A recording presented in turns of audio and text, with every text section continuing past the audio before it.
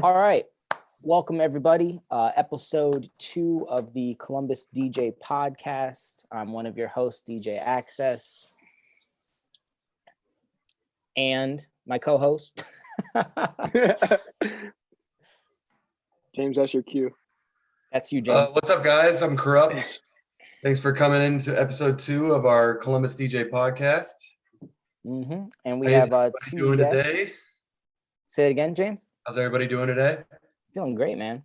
Doing good. We are joined by Justin and Riley Reckless West. So I appreciate you guys coming through. And by coming through, I mean staying at your house and looking at your laptop screen.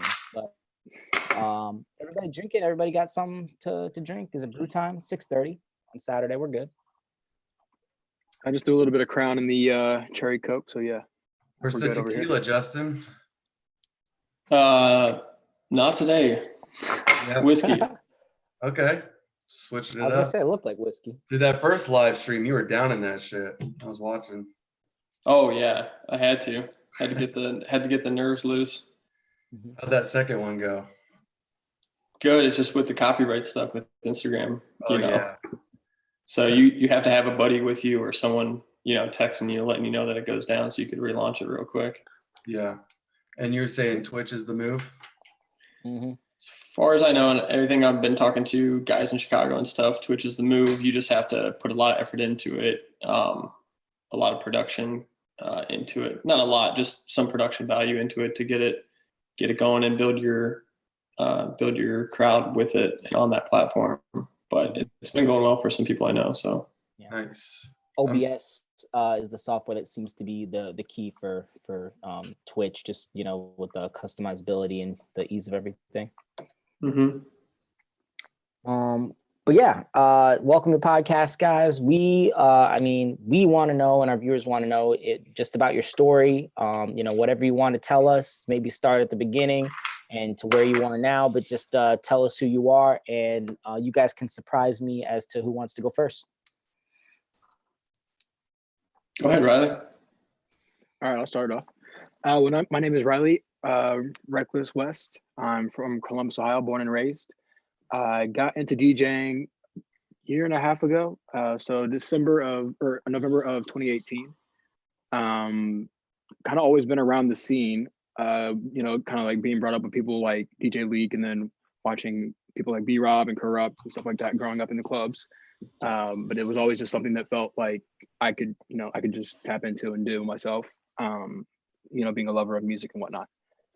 But yeah, I've been at it for a year now and some change, and just really been enjoying the whole process of learning and finding different appreciations for genres and different appreciations for music styles and then techniques. So it's been a fun process. Yeah, talk a little bit more about the genres you play, because you were just mentioning it yesterday when you did your live stream. Like, some people know you for the club stuff, some people know you for the heavier stuff. So talk about the genres you play and maybe like the differences between those. Right. So if we're talking about like my preferred genre to play, I grew up loving hip hop, and I was talking about this a little bit earlier on Twitter. Grew up loving hip hop, R&B, and rap. Like, those are always like going to be like my first music loves. But as I kind of like grew older and started to appreciate more music, like electronic has really just taken over a lot of my time and just what I like to tap into. And I think I lean more towards the heavier stuff because it does a lot for me as far as like energy exertion. And I'm a pretty energetic person. Like, the lightning bolts all over the place is kind of like a symbolization of that for me. But yeah, I guess I would have to say that when I was talking on Instagram last night, it was kind of like, oh yeah, well, I really appreciate it, because I did a live stream with some buddies on YouTube last night. We were like playing dubstep sets pretty much, but it made me appreciate like how I got to play a certain type of genre that I don't typically get to play for other people who appreciated it. Whereas if I play in the club, or if I play like a birthday party or at a wedding, like, you're not going to get to play those songs that maybe you want to hear, but nobody else is going to be able to appreciate it, right? True. And I want to talk a little bit about you, because you spin on, I think, the SB3, right? I'm on. So the way I got into DJing initially, I'm on the Record Box DDJ RB. So it's like the most basic Pioneer, like 2 channels, small, and not a lot of output. So every time I hook up to Dahlia's set, I have a whole problem. But Yeah, and I want to talk to you about that because there's kind of a stigma for controller DJs even still. You know, you can type in on YouTube like controllerism or controller DJ battle and check out a bunch of dudes doing incredible stuff with the controller. But I think there's still that stigma. What's it like coming up to the club with the smaller controller, like before, you know, you hit play and end up rocking the crowd like I know you do? Like, what's it like? Is there a bias? What do you think?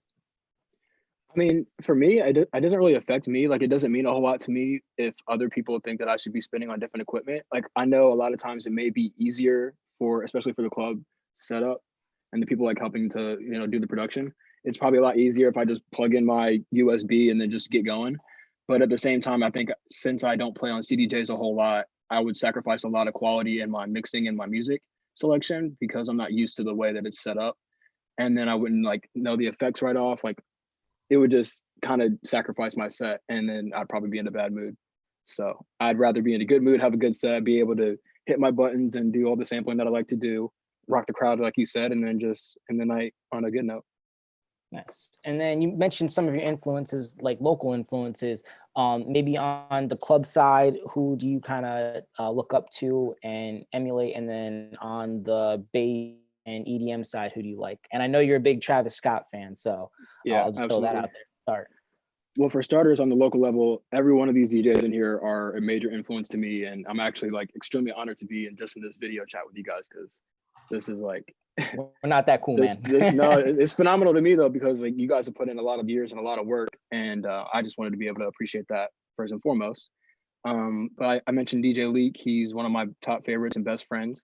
I'm not too familiar with like national club DJs. I think probably the most familiar that I am with one would be Calvin Harris, but I mean, he's still more like a electronic artist, but he has like a residency at Omnia. So outside of that, I would say like Steph Loss is dope and he's Ohioan. So, but I don't have a whole bunch of like club DJs to reference.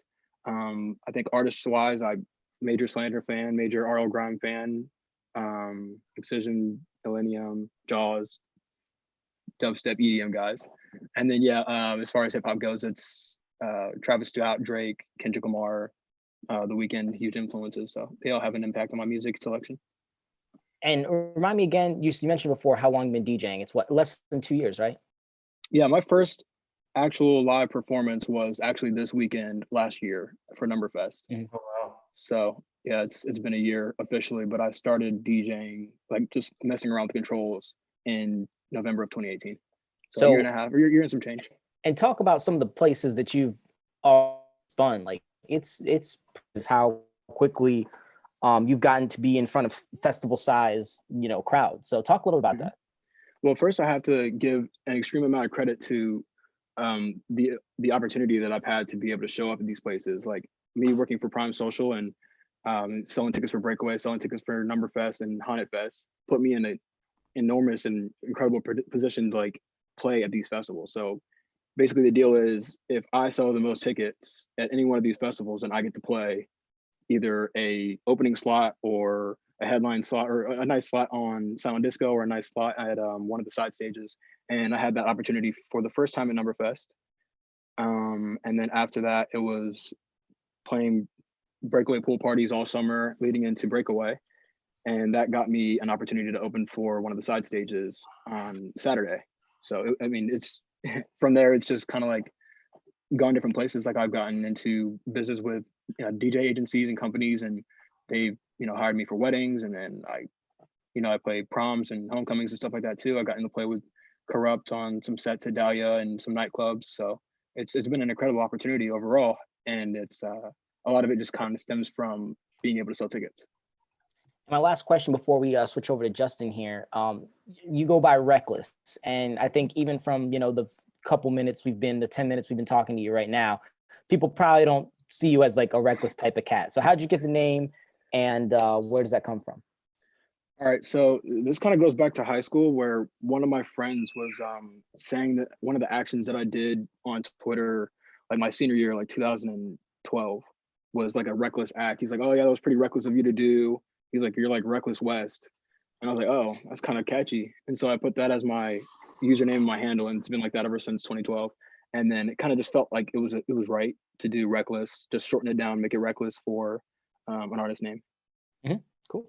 Dude, it's been great to see your journey, even this past year. You playing at Dahlia and watching you evolve.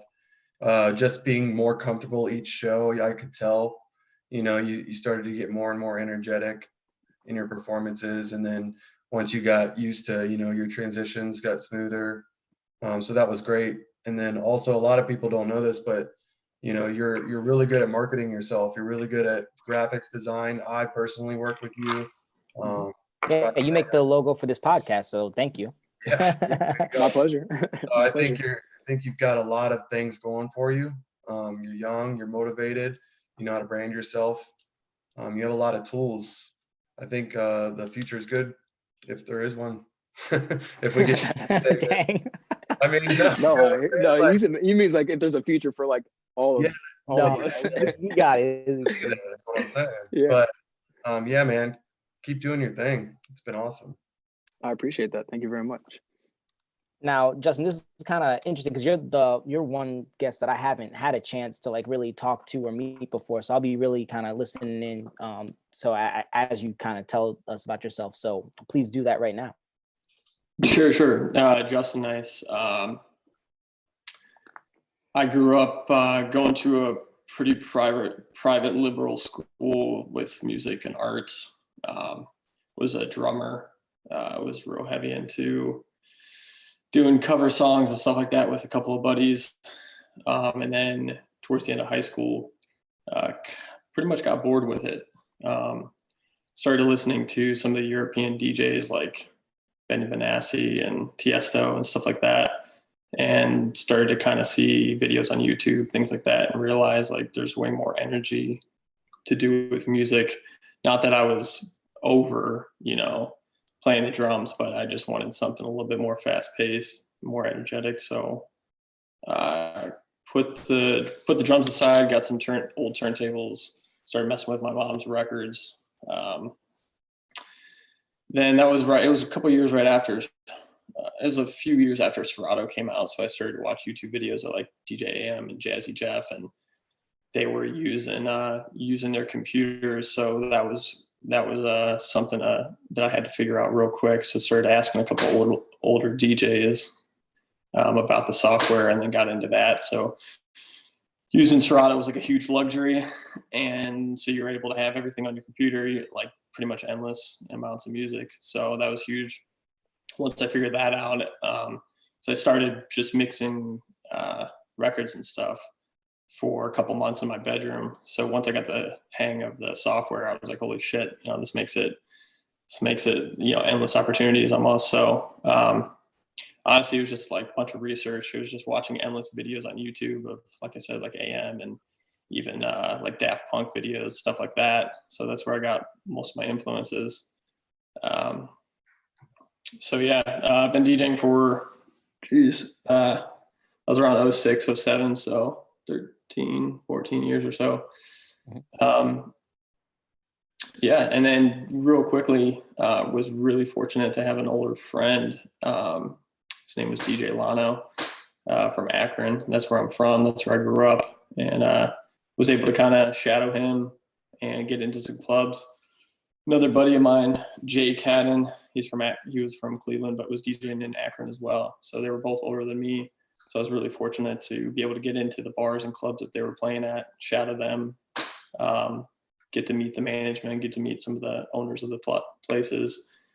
And honestly, just being a genuine person and building relationships helped that whole journey. So from Akron to Cleveland, same type of stuff, just being around the right people, being around good people, and keeping it organic and keeping it genuine to people, networking, meeting new people, and just being nice to everyone in the bars and in the clubs, from bartenders, barbacks, bathroom attendants, managers, everybody. So it was basically just treating everybody with respect and how I'd want to be treated. So I think that helped a lot with building, natural relationships.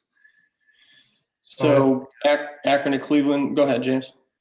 No, real quick, I'm gonna let you continue, but I think we both came up around the same time, and Mhm. and before we actually met, I would hear your name all the time before that Halloween gig, which we won't talk about. You know, I would see your name all over the place, obviously in Cleveland, and I wasn't in Cleveland yet, but it was just Yeah. cool to see you stay on the hustle because it took both of us a while, I feel like, to really get Yeah. going. Yeah, for sure. I was real conservative. I was like shy. I mean, my biggest fault was being shy. I think I didn't want to promote myself. It wasn't really a thing. It was, but it was, you know, it wasn't really out there on the internet like it is now, to where it's very known that you need to promote yourself and you need to market yourself like an animal to be able to be successful. So back then it wasn't really known that well, and I was pretty shy and didn't really quote unquote care about it. I just wanted to get better at the craft and everything. But I think that's what hurt me the most, was not jumping on it early enough. But had a couple of younger guys mentioned to me that if I started doing those type of things, if I started, you know, getting better content, getting socials up, getting better following, that would help, and it certainly did. So Cleveland was a good building point for that, and getting in with the forward group in Cleveland before we built the first spot forward day club and nightclub up there. That was probably the biggest opportunity that I had. Before that, it was local staples like shooters and things like that during the summers that I was fortunate enough to. I'm still living in Akron, but it's fortunate enough to be able to shoot up to Cleveland and do those spots. A lot of the good DJs in Cleveland and close friends really helped with that too. I mean, I've always, I believe, held older friends, and that really helped too, because I kind of knew how to act around them. I knew, you know, how to present myself and things like that. So yeah, Cleveland was a pretty big building point for me for a long time. And then 2-3 years ago, I was going to Vegas since I was 21, shooting out there with my buddy Jake. So my whole goal was to DJ out there, or at least be out there and be closer to the action out there. So 2 or 3 years ago, I kind of packed up and made the jump out there, moved out there. I still live out there with a roommate, technically, but I'm here majority of the time because of our spot Seesaw that we opened, which is a restaurant and a lounge bar. So yeah, so went from Akron, Cleveland to Vegas, and was very, very lucky to be able to get into Hakkasan Group out there, and had a once a month spot DJ gig with them for about a year and a half going on now. So everything's on hold now, obviously. So I think we're all in the same boat, just crossing our fingers and hoping for the best that things get back to normal.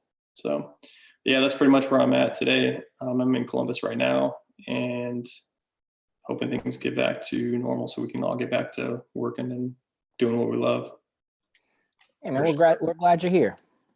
Well, I think it's really impressive that you obviously worked for that Vegas gig, but to get invited back, I know that's like game changing. Like, you obviously made a good first impression, a good second impression, and now you have that residency.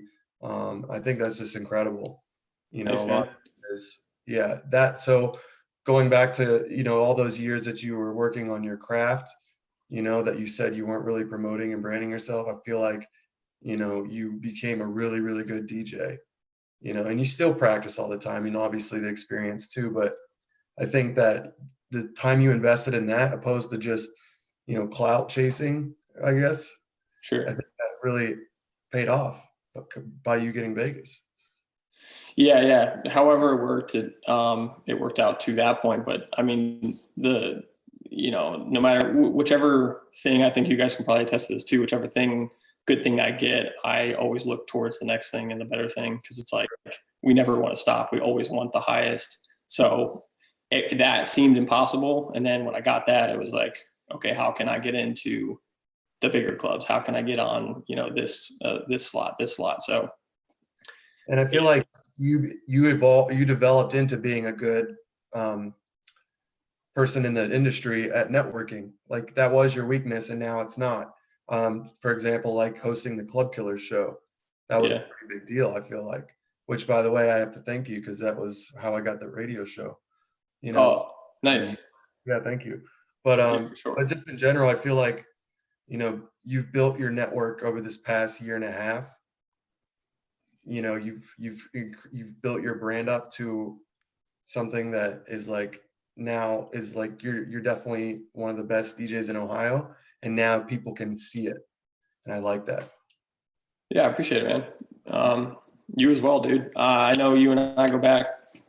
I don't even know when we met, but I think same as what you said. I knew who you were from Columbus and from all the stuff that you were doing. So it was kind of just like watching from afar, knowing that you were doing similar stuff to what I was doing, and we were kind of just keeping our head down and working hard.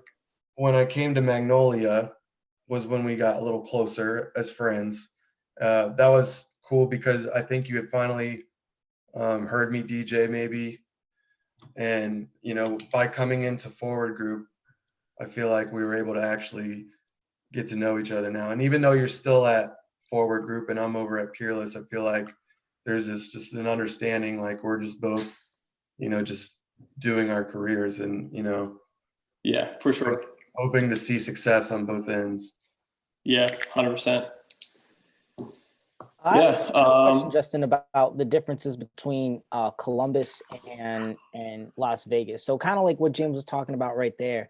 You guys work for different, competing companies, but there's still a lot of friendship there. You guys probably talk all the time. It's a good friendship. Is it the same like that in Vegas, or is it a little bit more cutthroat? Because I know the amount of DJs is probably larger. The high profile gigs are probably there's a lot of them, but for the amount of every DJ from Ohio, Midwest, South, they're coming to Vegas because that's where the Mecca is. So is it more cutthroat, or do you find a level of camaraderie there like it is here? There's definitely a high level of camaraderie. I mean, that was the biggest thing I noticed when I started really paying attention to the DJ scene out there. When I first started going out there when I was 21, like I said, was everyone supported each other. The big groups, they all support each other, even on as close to as, and specifically as like, if one club has an industry night, all the other clubs will get their people to come out for that night, and it goes in a rotation. So the support I saw out there was, I used to just take little things from there each time I would go out there and bring them back to Ohio and try to at least share that with some friends, try to just like tell people about it and how it was out there. So they would try to start to get the hang of it. So yeah, there's a massive amounts of support out there. And I feel like that's the thing with bigger cities. I mean, bigger markets, there could be a lot of cutthroat action, which is normal because there is just, there's so many places open and there's so many people that like to go out to clubs and bars. So Vegas has always been obviously nonstop and pretty much an endless amount of people. So I feel like that's why they're able to have that environment all the time. Now there's still cutthroat stuff out there, but I feel like it's more on a professional level. So everything is very straightforward, and you have to have the quality and be at your best at everything you're doing out there in the industry. And I think everyone is out there to hustle and make something for themselves. So that's why it kind of reflects around town and with everybody and all the different groups, because everyone knows that everyone's trying to make it and everyone's trying to go towards the same type of success. So, but Columbus is great. I mean, Columbus is a lot of fresh, high energy, so much new development, things like that. So I compare it a lot to like a city like Chicago. I've been there and DJed there a lot, and it reminds me of Chicago a lot because of how fast paced it is and how much energy there is. And how many people there are just willing to go out and have fun, which is what you need in a city, in a market, for us guys like us to be able to do what we do and do it often. So, have you been incorporating your drums into your performances? I mean, DJ and drummer combos are getting really popular. Finger drumming. Have you been able to bring that over into DJing at all? To be honest with you, not at all. I mean, I used to watch AM and Travis Barker do their thing, and I was like, man, no one's going to be able to touch this. So like from 8-9 years ago, I'm just like, this is amazing. And I don't think I'll ever be able to, replicate this.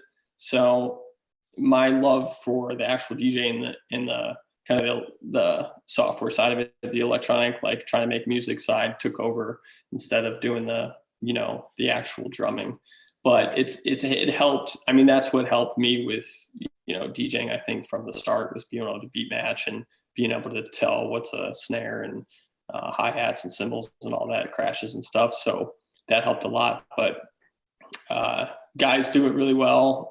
People nowadays do it really well, but just something I never got into. But it has helped with the production stuff that I've recently started in the last few years. So speaking of that, your side project as well with Beach Boys, how's Dominic doing, for one? Have you talked to Dom? Yeah, he's hanging in there just like the rest of us, I believe. He's doing really well.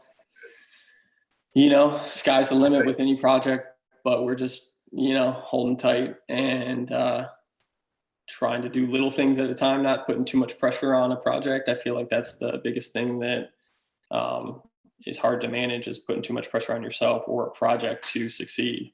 And rather than just doing small steps at a time and letting it build up. So if there's time for something, or you really want to make something work, you'll make the time for it. So we're taking a pretty slow pace, but we're still in love with it and really look forward to the future with it. And Justin, I'm not hip. What's Beach Boys? Is it a DJ group? Is it a production group? Tell me about that. Sure. So it's Dominic Parisi and I. He's a DJ from Cleveland as well. Mm-hmm. It's just us DJing together and with making original music in the near future or long future, however, if we even have a future, like James said. So we've done some pretty good shows together so far in Cleveland, and down here we've opened up for guys like Chris Lake and Chami and a few other. We played it at Haunted Fest, which was Prime Social's event. I think Rez was on there, RL Grime, guys like people like that. So we've had a lot of good shows, and we just kind of we noticed that we clicked as far as actually DJing together. So that's what kicked it off. I don't even know where Beach Boys came up with, but it was kind of funny. And what kind of set it in stone for me was Chris Lake actually said something to us. He's like, do they know like that there's actual like the real Beach Boys and like the the old group? And my buddy was like, yeah, that's the whole shtick. Like that's exactly why they stuck with it. He's like, that's hilarious. He's like, I love it. So if someone like that puts a green light on it and says it's a cool name, I'm gonna stick with it. So looking forward to it. James, did you have any more questions for Justin, just kind of about his story or his thing as a DJ? I mean, just it's good to see you, man. It's good to talk to you. I know it, with us being constantly busy with work 3 weeks ago, we were barely talking, occasionally texting each other. For sure. See that you're holding up okay. Are you enjoying, aside from this mess, are you enjoying Columbus since you moved? Like the short north, like, obviously you're meeting a bunch of new people. Compared to like Cleveland, you feel like you're very comfortable here now? Yeah, absolutely. Like I said, Columbus is a great city. And same with you, man. It's good to see you. Good to see you alive and well. But yeah, Columbus has been great. I had the option to go back to Vegas, honestly, to chill during this whole thing, but it's not really. This is more of a comfortable situation for me here, just because of the business that we started down here and being close to that, getting ready, kind of working on some things, hoping things get back to normal sooner than later. But yeah, things in the city are great. I mean, I think it's a very progressive city. So that's why it reminds me of a city like Chicago, because it's just faster paced, more developed than a place like Cleveland. Still have love for Akron and Cleveland. Just feel like Columbus is a little bit more ahead of ahead of those cities in a lot of ways, which is good. So Definitely. Why are you in the safari, Mike? What's going on there? Where are you camping at? How do I want to say this? Well, my hair is a little bit out of control. Some of us don't have barbers that are willing to brave the coronavirus. It's like you're ready So, to join our Call of Duty no. regiment with that hat Yeah, on. right. No, man, this is so I used to have in high school, I used to have like a million those 5950 flat bills hat. I had one for every outfit. And then when I left high school, I was like, you know, this is kind of dumb. I'm not wearing hats anymore. So I got rid of all of them. And now this and like one other Ohio State hat are my only hats. And so I figured, you know what, go with the bucket hat. You know, I'm like kind of camping out here. Life is good, right? I'm gonna have to catch up starting next week. I feel like this is just gonna get more weird each episode. I can. I'll handle the weirdness. But we actually had a question from the YouTube. Bobby Boucher asks, "What keeps you motivated?" So Riley, we'll come back to you, and then Justin, I obviously want to hear from you on this as well. For me, it's just. Can you hear me? Yep, I can hear. Yeah. So for me, the motivation stems from people like Bobby and like Justin, who like are young but also like have some like knowledge in the whole like just in the whole scene. It's kind of trying to like follow in their footsteps, follow in you guys' footsteps, and the chase of it all. That's one thing. Is I kind of want to be better than all of you guys one day, you know. And so I'm very competitive on that front. And another thing is that I just love music and I love energy. So I like to see my music have an effect on people. And if I can get them energized, it's the best day of my life.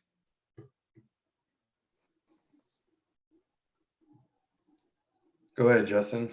Just keeping motivated, honestly, same thing. Looking around, seeing what other DJs and artists are doing right now. But to be honest, it's more so for me, keeping up with physical activity, and so mental health can be at a high level, because those, if you're not healthy physically and mentally, for me, none of what I do will be good. So if I can get those things on track, which I thankfully have been recently, everything else works out really well, is what I've noticed. So sometimes it means taking a break from everything and not watching Instagram lives, not watching sets, not seeing and checking on socials and stuff like that.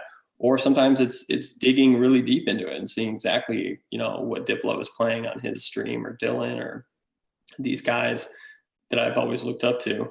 So it can go both ways. It's just mainly keeping a level head and a lot of physical activity, so everything else can kind of work itself out. Mind, body, spirit. But yeah, what's up, Bobby Boucher? Thanks for joining us, man. But like we talked a little bit about this, Mike, last episode. I think a little bit of both of what you guys said is just checking up on the industry. Obviously, there's a lot of competition with DJs in Columbus, which is great. I think there's a lot of talented DJs in Columbus. And Columbus is bigger industry than people from the outside probably think. So just kind of seeing what you guys are all doing.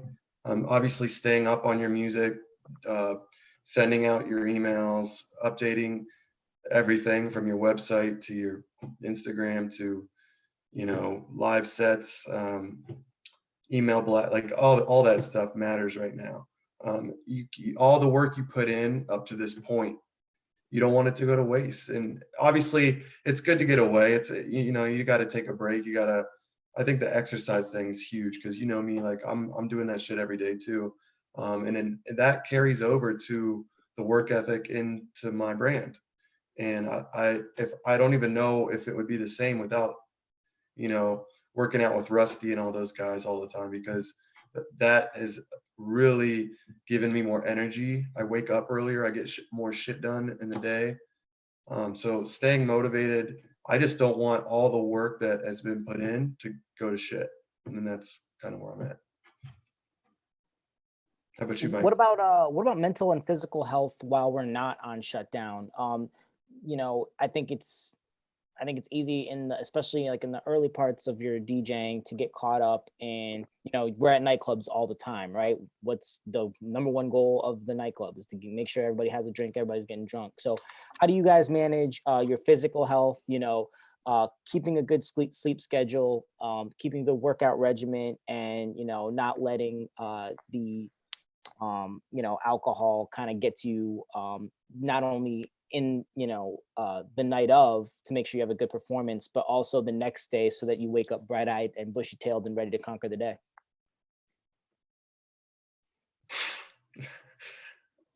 I mean, sometimes there isn't a morning. Sometimes we just all sleep in. We're DJs.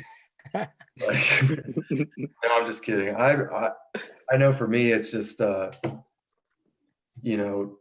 I'm done DJing, like I haven't been to an after party in a while. I'll do it if there's there's a networking opportunity. For the most part, I'll try to get to sleep, man. I'll try to get up at like 10, try to get a day going. I don't know about you guys. Yeah, Justin, does the Vegas nightlife schedule, because you guys go till 4, 5, 6 a.m. sometimes, does that affect your physical health at all? For me, not really. When I first moved out there, I made it a point and made it like a goal to not drink really at all for the first year I was out there, but still be out every night. I didn't come up with that on my own. I'm sure I heard it from several other DJs in their kind of storied path that they had. But that was something I did that helped me tremendously, was just looking at it in a huge big picture way, like recognizing what I really want to do and what it's going to take. And I felt like that was one of the things that I had to do as non-negotiable, was to be out all the time, not drinking, so I could, one, remember the conversations, two, be able to keep up with going out every single night, being energetic, things like that. So, but yeah, I mean, it can, Vegas can eat you up. Any city can eat you up if you're drinking and going after parties and other stuff. So that's always a battle. I've gone back and forth. I've gone all over the place, but the best things recently, especially since I'm getting older, is doing less and less. I mean, even if it's taking a month off straight and then, doing just a little bit of drinking at the gigs, and everything's good in moderation. So a lot of things have helped, but like I said, out in Vegas, it was pretty much a no drinking thing for me for a few different reasons, but that was the biggest thing that helped me, was being able to be out and keep up, physically, of going to all these different places and talking to all these different people and networking and meeting different people. So that helped me a lot when I was out there. And then Riley, on the other side of that, what's your number one thing that you do for yourself on maybe not the physical health side, but the mental health side? Well, first I have to pay my respects to both James and Justin on what they said about being able to DJ late and then either drinking or drinking in moderation, because that's something that I can't do. Like when I'm out, getting hammered, but I'm meeting as many people as I can. Yeah, I'm sure one day. But I guess for me, mental health aspect is kind of just in the music itself, and it's in meeting people. I think I really thrive in social and public environments. So the more people that I can meet and know and turn into a network or a business opportunity is kind of like stimulating for me, and it kind of keeps me on my feet and just keeps my head above water. And then combining music with that is another thing that just helps that whole aspect, because music is something that I'm passionate about and something that I love. So yeah, they all play a role and a factor, and being able to do things like this, like that, encourages my mental side as well. It just, helps me stay positive about myself, I want to actually come back to you, Riley. So you said that, you get your energy from being around people. So how have you been coping with the shutdown, being at home, maybe not kicking it with as many people as you would like to? Well, I have a very tight-knit family, so I've been spending a lot of time with them. Like my brothers and I are, we always spend time together, always playing Super Smash Bros together, and, getting under each other's skin. But I mean, we've, been very tight-knit since forever. And, so I work on music with them, and I, hang out and just play games, or we just, have game nights or whatever it is.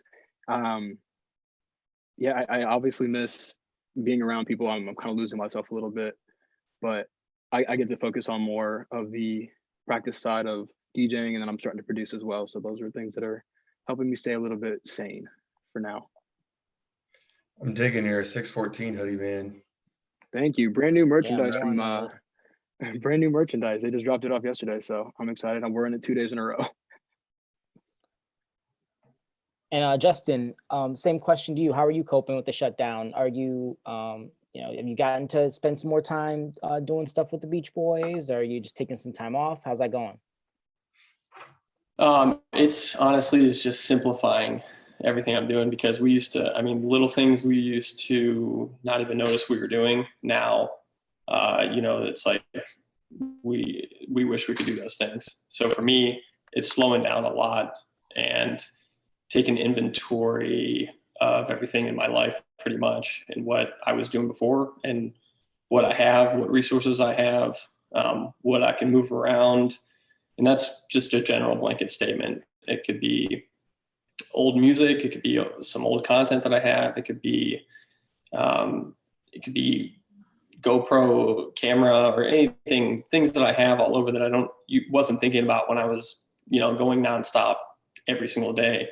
So it's kind of nice to just take an inventory of everything in your life and sort things out, slow down, see what you can do, see what you can utilize with the limited amount of activity that we have, and doing real easy stuff like getting out, going on a run, things like that definitely help.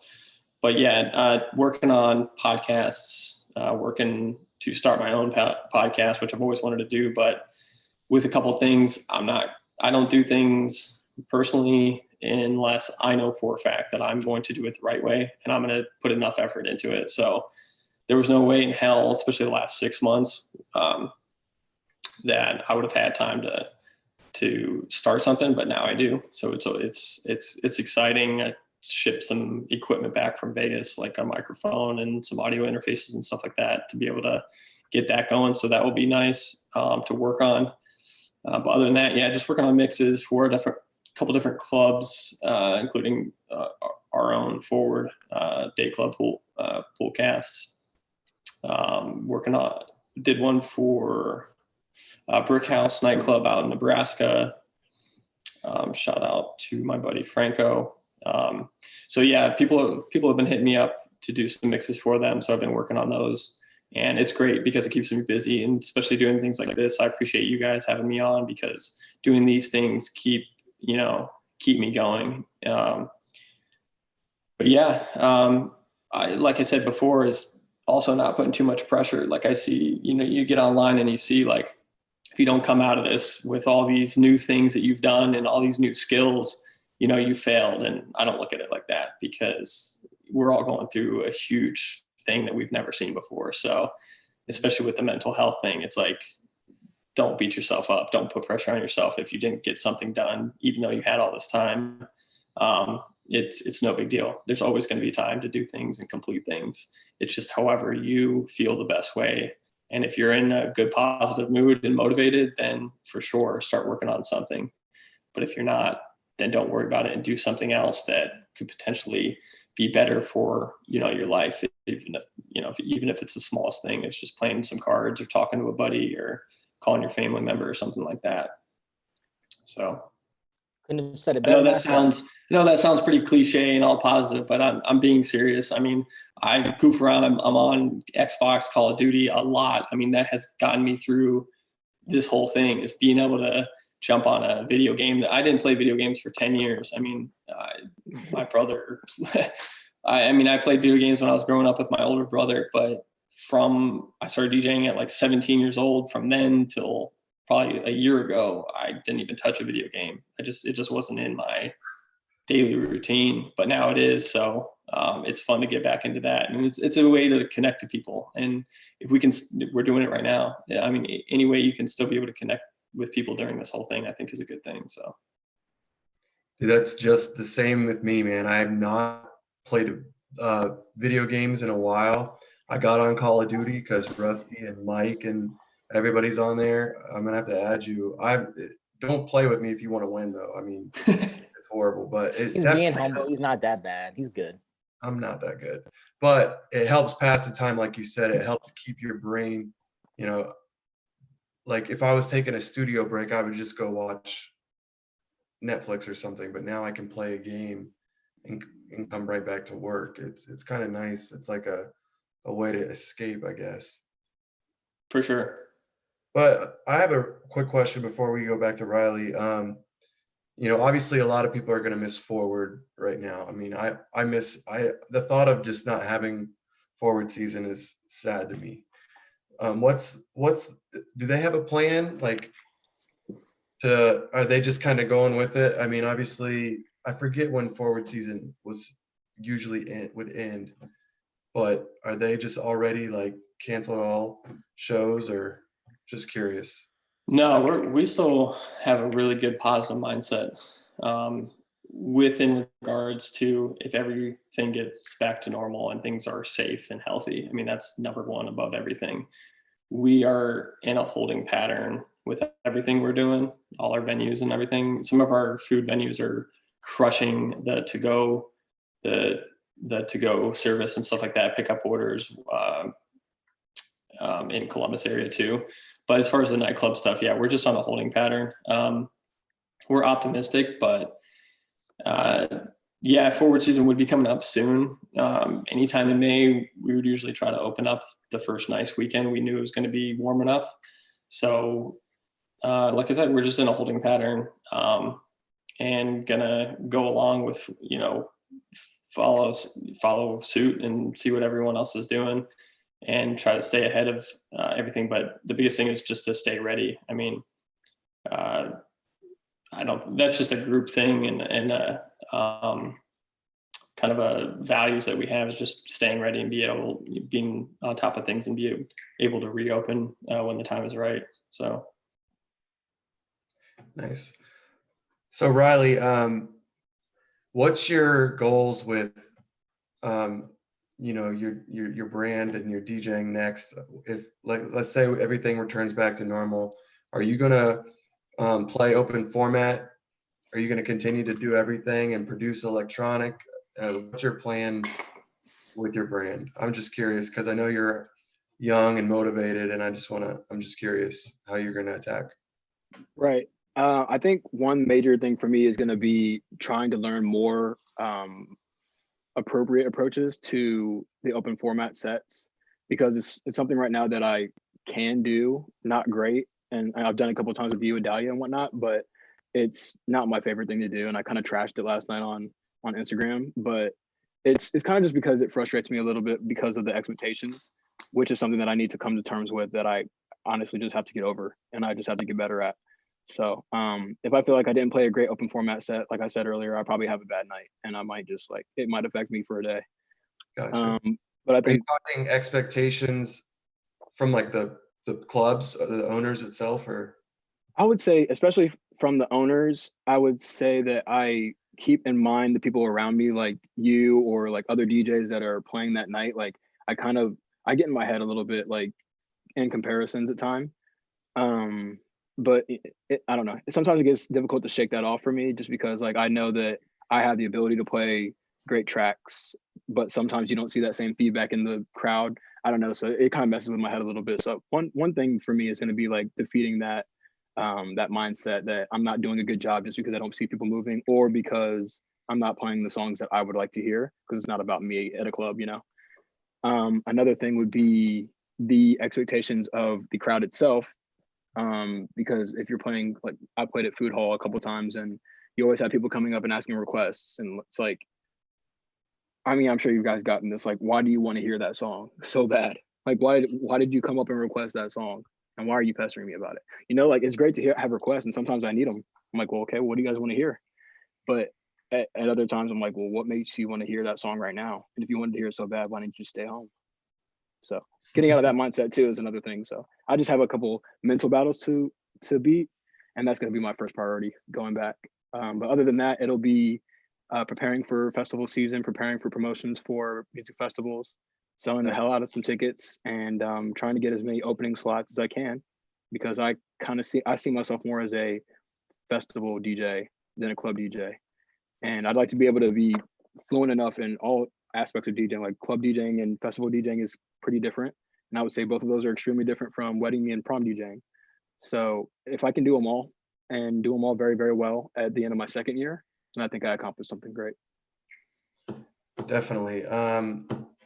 As far as the argument of requests, we could talk about that forever, but the reading of crowds, you know, one thing I learned this past year, just the way music's evolving and the parties in the clubs are evolving, you know, it's more of a vibe, right? Like your dance floors are getting smaller around the country, table service is taking over, you know, if you don't see somebody moving, but they're not leaving and they're drinking, you got to put that in your head that they're still having a good time. You can't think it too much. That would be my only advice. I think you're doing an amazing job. But times are just changing where, you know, people come in and they're not jumping up and down like crazy. Like, you know, there are some times where you'll get a crowd like that and we love it. But I think, you know, if I have a room packed and it stays like that for 2 hours, I'm happy, man. Feel good. Yeah. Yeah. And I can definitely see that too. Go ahead. I would say, like, I think as a blanket statement, it used to be, you know, energy, and now it's more vibes. Obviously it's venue dependent, but I think as a blanket statement, I think that's kind of where we're moving. I guess I compare, like, I shouldn't even do this because times are completely different, but if you're thinking back, like, and like when I was in high school or in early college, like back when Sugar Bar and Long Street were open and stuff like that, Park Street was popping off, like people were filthy, you know? Like I can't even remember the music that was played, but it was all probably great because everybody was having a good time, you know? And I think that dynamic has kind of just changed over time because people maybe have gotten a little bit more into social media or maybe just a little bit more insecure in the way that they present themselves out in nightlife in general. Oh man. You also got to think about those were all college nights that you're talking about. And there it is. Friday, Saturday, and Sunday? Oh, I guess there was no Sunday, but Thursday, Friday, Saturday. Those nights you're talking about, I pretty much opened those parties you can ask Access. I started all those college nights, and they're basically just kids that were there to get drunk. And yeah, I'm not even hating on my old crowd. It's just they didn't care who was really DJing. It's just, I mean, if you walk into Bullwinkles or something like that, I mean, it is not doing that. yeah, you're right. Ask anybody in there who's DJing, and even the DJs will tell you, like, look, these guys are trying to spill drinks all over my shit. They're asking for songs I'm already playing. Like it's a whole different like type of energy, you know. They're in there to just act a fool, like you said. Mm-hmm. That's kind of what that Sugar Bar and crowd was. You know what I mean? But yeah, and that's when I would go back to saying that's why I feel like I'm a little bit more of a festival set DJ, because I feel very comfortable in those environments when people are having fun and they're showing me that they're having a great time. And I mean, like I said, I shouldn't get stuck on that mentality, but it really does like help me connect with the crowd, and then I can engage with them more on a better level as a MC. I don't know. I guess I just have this vision of like extremely entertaining and fun crowd control. Just like Access said earlier, like my role models in music are Travis Scott and Drake, like people who are controlling crowds with ease, you know, just with a word, you know. So Justin, tell me about, I know I've talked to you a little bit about it, but tell me about that Bonnaroo experience. I know that was a big deal for you. The crowd looked pretty big because we're talking about festival performances. You know, for me, I just feel like there's nothing like playing a festival and feeling that adrenaline and motivation after a set like that. Yeah, for sure. Adrenaline is the right word. I mean, I didn't even know what to expect with the stage that I was at and the time slot and all that, but it couldn't have worked out in my favor more.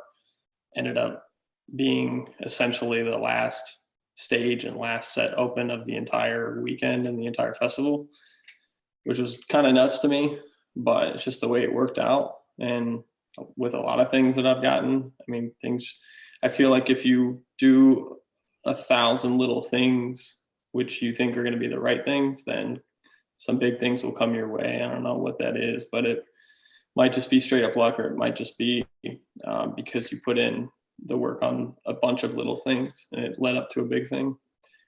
Sure. But that crowd, I mean, ended up being huge. I don't even know. They said like 10,000 people in the woods, like just kept going. I couldn't even see the end of it.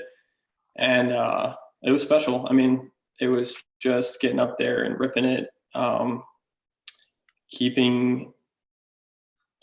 had in mind what I was going to play, but I didn't have a set. I didn't have like an exact track list or anything like that.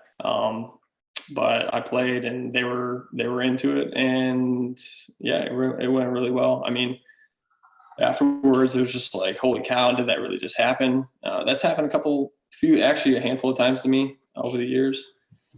So yeah, it was good. I think it was I actually have a question real quick. Thomas who said people who work hard often get lucky. Yeah. There you go. Riley, you were saying something?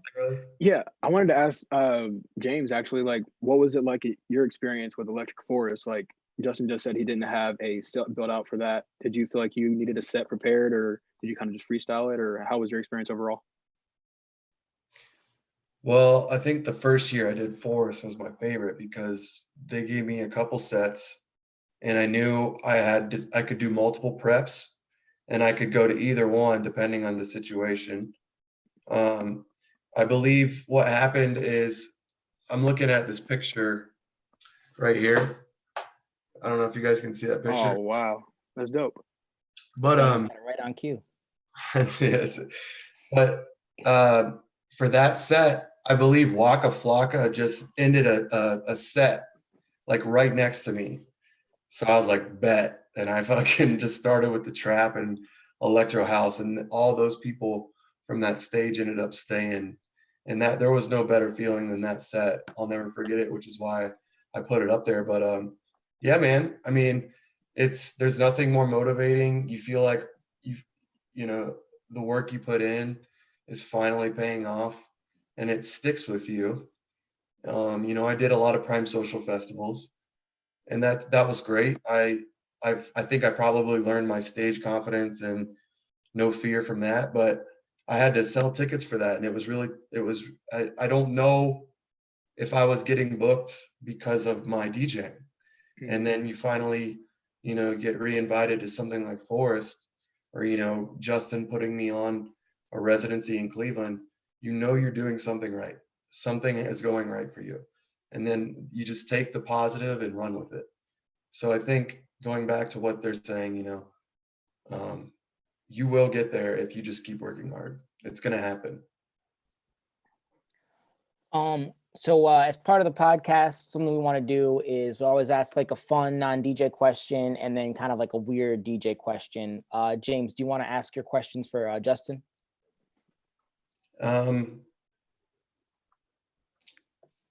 Favorite cartoon? Favorite cartoon? Like favorite Disney movie, animated. Okay, so favorite Disney. I mean, like that changes things a lot. That goes straight to Star Wars. Those are two way different questions. Yeah, that goes straight to Star Wars for me because Disney, you know. No, that's not what I meant. I meant like animation, like is it? Yeah. Anime? Or are you talking about like cartoons, Disney? Cartoons. I mean, man, this goes back to Saturday morning when I was 10 years old. Secret Life of Pets. My favorite movie ever. What is it? Secret Life of Pets. I didn't see it. Oh my gosh, you guys need to watch that. It's a bunch of pets that talk and they're all hanging out when their humans leave. So basically like Toy Story. Yeah. Oh my god. Yeah, I mean, I don't know. Going back to when I was younger, I mean, shit, it was Recess. I don't know if you guys know that show called Recess. Yeah, I know Recess. Yeah, I mean, that was my childhood. Saturday mornings, waking up and watching cartoons. Cartoon Network or Nickelodeon? Ooh. Fuck, if I know. Come on, bro. I know you. If you were getting ready for school, you had to flip on either Cartoon Network or It was Nickelodeon for sure. I don't think I watched it. What was the other one you said? So you were a Rugrats type of person. Yeah, Rugrats and Recess. Those are the two cartoons that I watched. That's it. That's me. That's Justin. All right, Riley, and actually Justin, now that you mentioned Star Wars, I can ask you this too. My fun question, Riley and I talked about Star Wars a little bit this morning, but your favorite Force user and why? And Justin, I'll have you follow up on that. Wait, say it again. Your favorite Force user from Star Wars. Force user, light side, dark side, who's your favorite Force user? I don't really have a favorite, to be honest with you. I'm not that into it. I feel like if I came up with an answer, I'd be faking the funk. So, all right, Riley, school this man. All right, I am a Anakin Skywalker stan. Like when Revenge of the Sith came out in 2005, I was like trying to be like just like him. Like Darth Vader, Anakin Skywalker is my absolute probably one of my favorite characters ever on television or movies. I like his passion, aggression, and also just like attack. He's just like he's a beast, and he ended up taking the wrong path and going evil and whatnot. But like I like the bad guys too. So now, are in your opinion, are Anakin Skywalker and Darth Vader two different people or the same person? Oh, I think he's a very complex figure. I think he was influenced with a extremely difficult childhood, and then I think he kind of took his fear all the way to his adult life, where he felt like he was going to lose people around him. Premonitions were haunting him, and I think it kind of just played a huge factor into who he became, because everything he tried to do to prevent it ended up being his reality. So yeah, I think it's two completely different people, and I think at the end of the day, he wishes he was somebody that he used to be. And my second one, the weird question was, I don't know how to word this. I want to know what your wardrobe looks like, because you're like a fashion dude. You're already up on the 614 stuff. You've showed up to weddings looking like way more dapper than me. Like, as the weird question of the day, what's in your wardrobe? How do you treat your fashion? Like, where do you just talk to me about that. All right. Well, we would have to do a whole nother podcast on wardrobe separate from DJing, because that's kind of like music and fashion and art as a whole is like that's just who I am. I've kind of always like try to dress crazy or try to dress a little bit like more different than other people. Like I won best dress in high school, and I worked my ass off for that because I was at a Catholic school. We wore uniforms every day. So the days we were in uniform, I wore like a tie that I thought matched well with my shirt. And the days we were out of uniform, I was dressing up when everybody else was wearing sweatpants. So yeah, like when you're talking about me showing up at a wedding, like I'm trying to outdress the bride and groom. Like I don't know. I like to be the best dressed in the room. So when it comes to my wardrobe, I shop at places like ASOS overseas. I've been looking at Boohoo Man because I think we might have a little partnership coming up here. I like what they have, and I really like to be able to afford things, and it's not always easy on my current budget, but if I can put it together a nice outfit with some cheap articles and people still think it's dope, I mean, I think I did a good job. Dope. And next little kind of segment we have is tips for listeners. So I want to give a shout out to Rusty Johnson, who's on our Warzone squad, and also Seth and Beth from Seth and Beth Photography. They were really nice and gave us some awesome feedback. James, you were there when Rusty was giving us the feedback. So if you have feedback for us, leave it in the YouTube comments, or just let us know in person if you don't feel public with it, but we want to make sure this is getting better. So I wanted to give a shout out to them. So we left the tips part for DJs kind of towards the end of the video for maybe the people who are just kind of lay and just want to hear our stories. They got that. And then now we can talk a little bit more about DJing stuff. So I wanted to ask, what is one secret to DJing that the audience hasn't heard before? And Justin, I'd like to start with you. You broke up a little bit. Can you repeat the question? Yeah. So what is one secret to DJing or business that the audience has not heard before? Not sure if they haven't heard it or not, but I think the most important would be to figure out as much as you can and as much of what people do in the industry, especially on the business side. The more, because that was my biggest thing that I started to learn from all the guys that I was opening for at the clubs, was what they did, what their story was, who they work with, what businesses they have or are a part of. And the more I got to know that, the more I started to figure things out.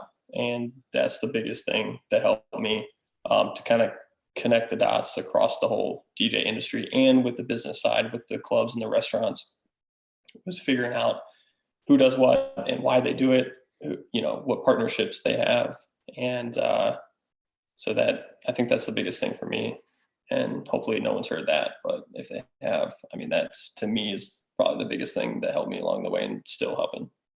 Right, you, Riley? Oh, I would have to agree with him 100%. Like, I think that's probably one of the Oh no, most they've pivotal already heard points. that one before. I hear you.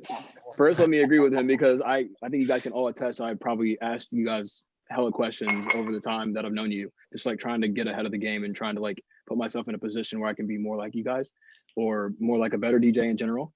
But I guess the biggest thing for me would be marketing and promotion.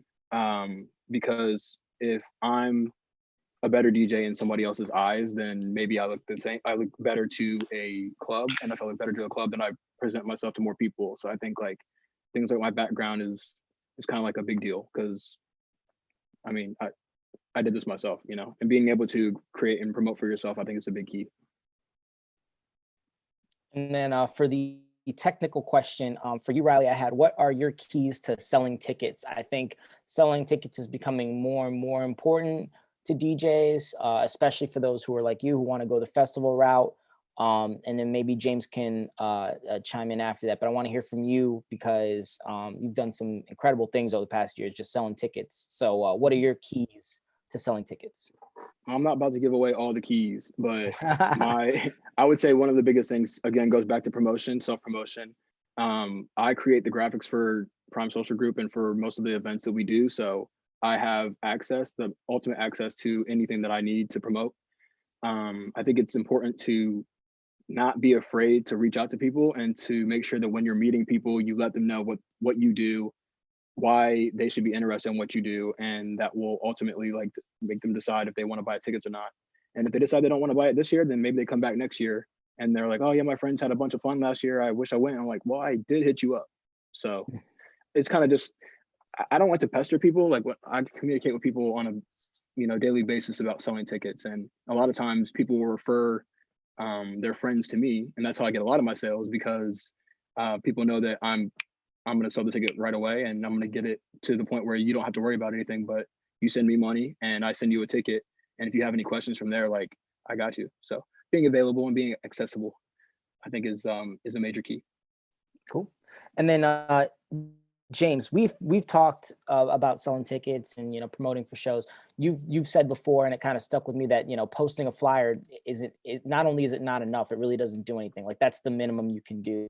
What are your keys to selling tickets? And do you still think that posting a flyer is still the minimal that you can do? Yes, because I think in today's world of DJing, promoting is a must, opposed to before it was just, some DJs did, some were just so good that they didn't have to. And now I feel like everyone's required to promote. And I think the best way to sell tickets now is create genuine relationships with people. Don't always just hit up people to sell tickets. I mean, I don't feel like I'm giving away secrets here with some common sense info. I mean, if you think about it, like, we all know a lot of the same people. The thing about Columbus is a lot of people are going to bar hop to all of our spots. But if there's a special event going on, if you're selling for a festival, Riley, or you already know, you got to build a team. It's a lot of work. It's a lot of hustle, but it's just, you're basically being a promoter. Almost like, and to be the DJ, you have to be the promoter first for those type of things. You have to build a team, create awareness that you're selling tickets. I think a lot of times people just post a flyer or just post to one social media platform. They're not reaching a lot of people. The way social media works anymore, they won't even show that to people anymore.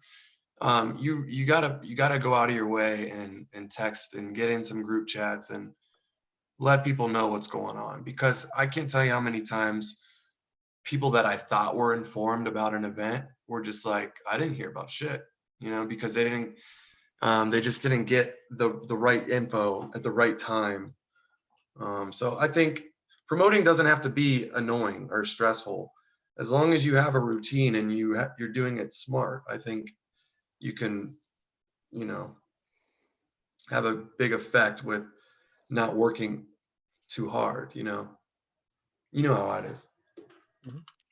And then my questions, I actually had 2 questions for you, Justin. So I mentioned when we talked before the podcast started, I talked about how we hadn't met personally, but I had caught a set of yours at Seesaw, and it wasn't like some blowout like Saturday night, midnight 30, and you were killing everyone, hands in the air, bottles were popping all night. It wasn't like that. It was a Thursday night when you guys had just maybe around 9 o'clock. So people weren't really like buzzing, but you were throwing down a really, really awesome opening set. And I just wanted to know, do you have any tips for opening DJs, or do you think there are rules for the opener DJ, or you think you can kind of do your own thing? I think the biggest thing with that is, I guess, what you noticed is, and that's exactly how I've always approached opening or playing, maybe early in the night or earlier after a headline DJ or anything like that, is putting the max effort in and trying to get whoever's there, even if it's 2 people, engaged in what you're doing. And not pretending and faking like there's a bunch of people there, but treating it like there is a ton of people there, and putting together the best set you can, even if it is just very minimal energy and songs, or if it's like throwback music, or if it's, hip hop or whatever.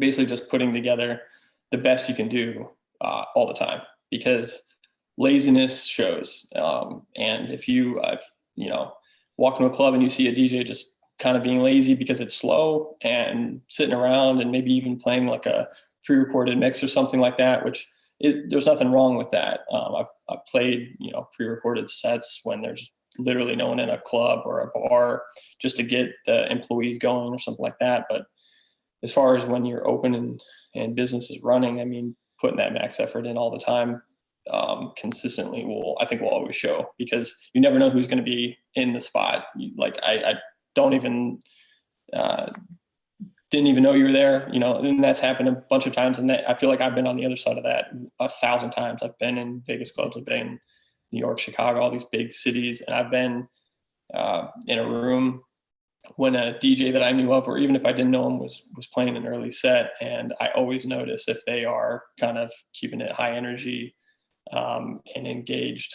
So I think that's the biggest thing. I don't think there's any rules to opening, as long as you're clean mixing, and your levels and stuff like that are all over the place and it's smooth. I think if you stick to what you like and just be yourself, I think those are the biggest things. I don't think there's any rules though. I mean, a lot of DJs will say, you can't bang out the top 10 tracks. It goes both ways. I mean, you can, you could bang out the most popular tracks early enough, as long as you give enough space, for the night to transform again. And people are always leaving and coming. So it just depends on the venue and if it's a festival or something like that. I think if you just treat it the right way and treat it appropriately, have a good gauge on it, you'll be fine either way. So that's a few things that I've learned over the years. And then James, I wanted to toss that one to you because you've opened for literally countless artists on the open format side and the EDM side. Do you think there are any rules to opening, or do you agree with Justin that as long as you're set, the only rule is to set the vibe the correct way? Yeah. Well, first of all, this is random, but I know that Mike, you're trying to work on scratching. I think you're great already, but Justin's really good. Mm-hmm. You guys should definitely link up. I know you guys don't know each other that well, but you will obviously now. But yeah, you guys should link up. But anyway, as far as opening a show, I think it just depends on the show. I think I think creating a party and not losing anyone needs to be your first priority. I think making sure that you're entertain, you have people's attention is good. I know that a lot of people want to open and play their own originals, or they want to, they want to create some energy and stuff, but there are certain tracks that you should probably not play, or at least, the last, I don't know, what would you say, Justin, like 30 minutes of your set? I don't know.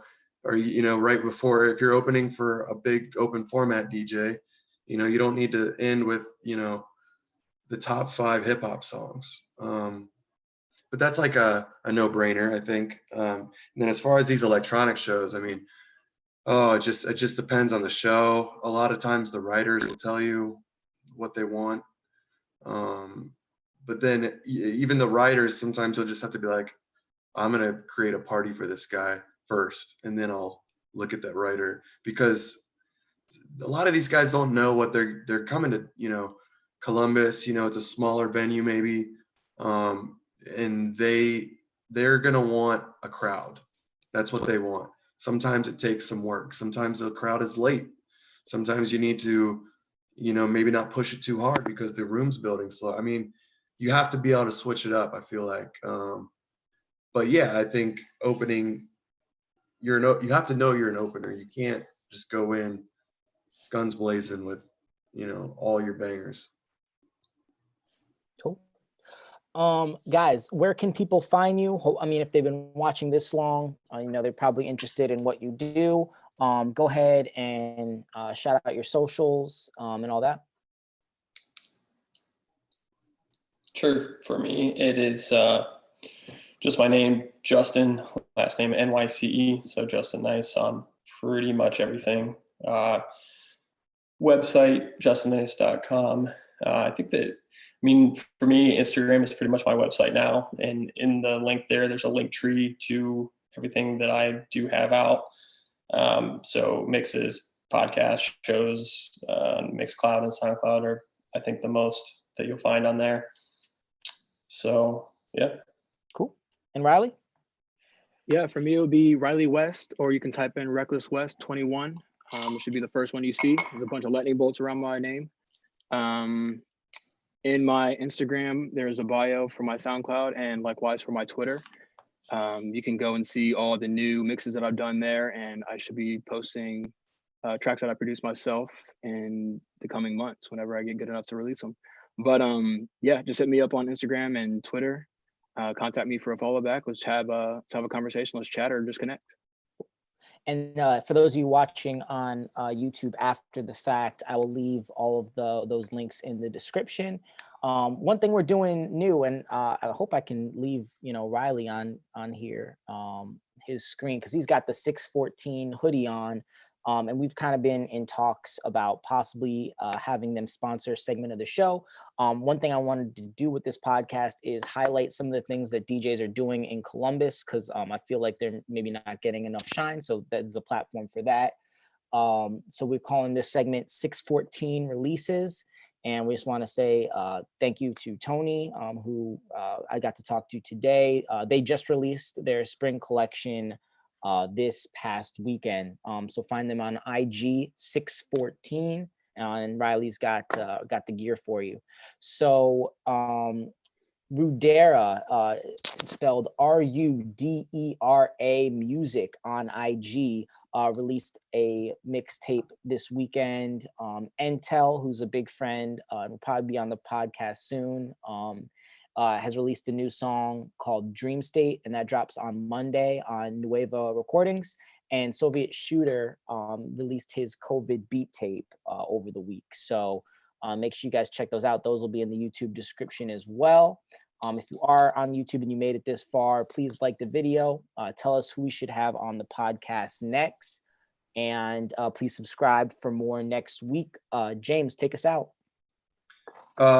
Thank you guys for joining us, man. It means a lot. Riley, Reckless, an up-and-coming DJ. Justin Nyce, good friend, longtime friend, and veteran DJ. We're just, we're figuring this out as we go with this podcast. Any feedback from you guys and any listeners is appreciated.